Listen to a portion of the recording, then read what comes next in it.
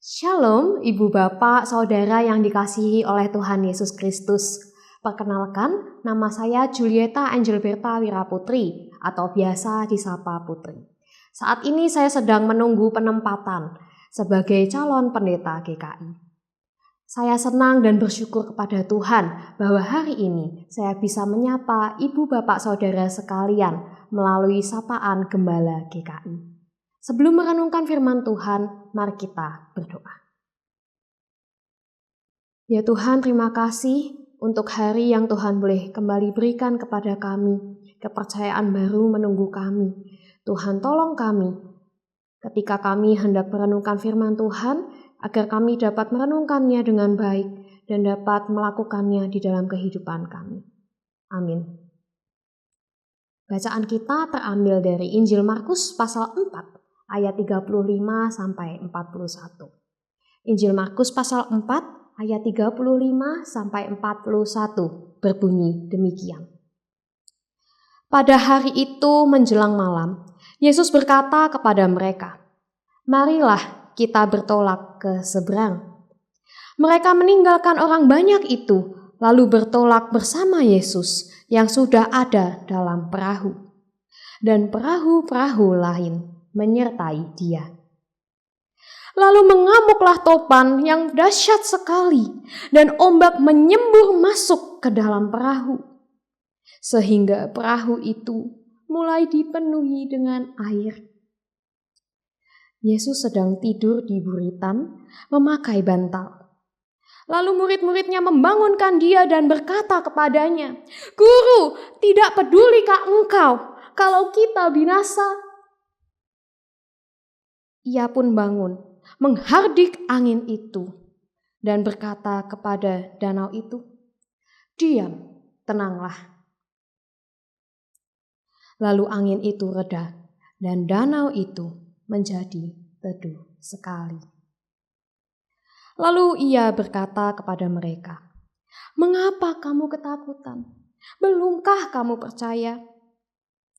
Mereka menjadi sangat takut dan berkata seorang kepada yang lain, "Siapakah sebenarnya orang ini, sehingga angin dan danau pun taat kepadanya?"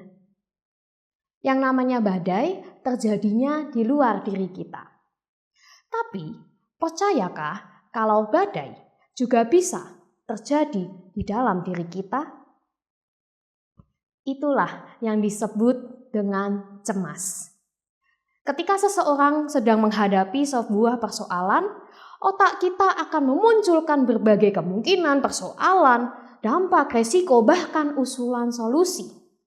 Dan tak jarang, otak bekerja dengan begitu cepat, hingga membuat kita merasa penuh, kalut, tidak dapat lagi berpikir jernih. Dan tak sedikit juga yang sampai mengambil tindakan dan solusi impulsif tanpa pemikiran yang matang. Tanpa sadar, badai di dalam otak kita sudah melampaui badai yang sesungguhnya terjadi. Ini jugalah yang dialami oleh para murid Yesus. Badai topan yang sedang terjadi di hadapan mereka. Bahkan dikatakan air sudah mulai masuk ke dalam perahu. Sontak para murid membangunkan Yesus yang sedang tertidur dengan kalimat, "Guru, tidak pedulikah engkau kalau kita binasa?" Pertanyaannya, apakah para murid tidak mempercayai kuasa Tuhan Yesus?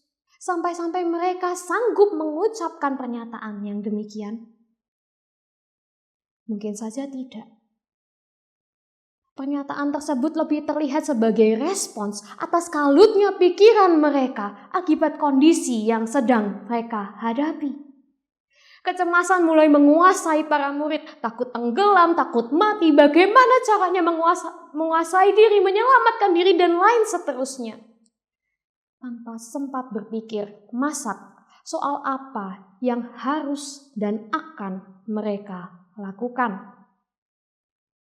Para murid bertindak kokoh dengan membangunkan Yesus yang sedang tertidur dengan pernyataan bernuansa kecaman.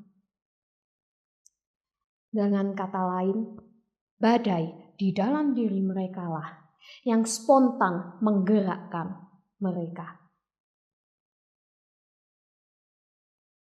Nah, yang menarik Ibu Bapak Saudara sekalian, apa respon Yesus?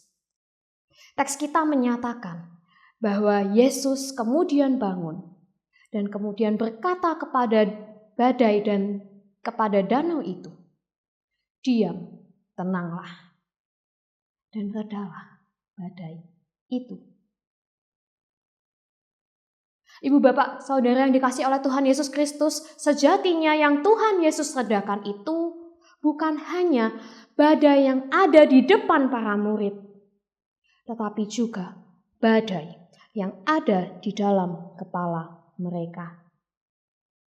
Yesus juga menunjukkan bahwa Ia berkuasa atas alam semesta. Badai yang ada di dalam pikiran para murid, Ia redakan. Juga badai topan yang terjadi di hadapan mereka, Ia taklukkan. Ibu Bapak Saudara sekalian, seperti yang Tuhan Yesus lakukan kepada para murid-Nya, demikian jugalah yang Tuhan Yesus lakukan kepada setiap kita. Ketika kita sedang kalut akibat permasalahan hidup kita, sampai badai di dalam diri kita berkecamuk melampaui badai yang terjadi di luar diri kita, yang sesungguhnya sedang terjadi, kita diingatkan bahwa kita memiliki Allah yang bersedia meredakan badai di benak kita. Juga Allah yang berkuasa atas setiap persoalan hidup kita. Pertanyaannya saat ini, apakah kita mau menyerahkan badai dan badai kita kepada Dia yang memiliki kuasa dan membiarkan Ia berkata, "Diam, tenanglah"? Amin. Mari kita berdoa. Ya Tuhan, kami menyerahkan segala ketakutan, kecemasan, persoalan kami di kaki-Mu. Biarlah Engkau sendiri ya Tuhan yang mengambil alih segala sesuatunya. Karena kami yakin dan percaya Engkau jauh lebih berkuasa dari persoalan kami, dari pikiran kami, dari kecemasan kami. Dan Engkau berkuasa untuk meredakannya. Tolong kami ya Tuhan, tolong kami. Amin.